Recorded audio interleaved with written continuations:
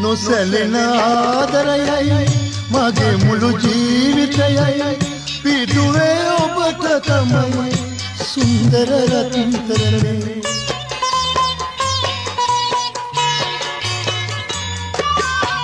නොසැලෙන ආදරයයි මගේ මුළු ජීවිතයයි පිටුවේ ඔබට තමයි සුන්දර රත්තරනේ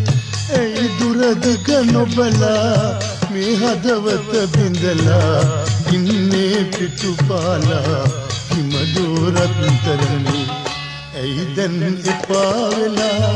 යන්නේ ඉවත බලා එහෙනම් සුසුම් වෙලා ඉන්නමයි වෙලා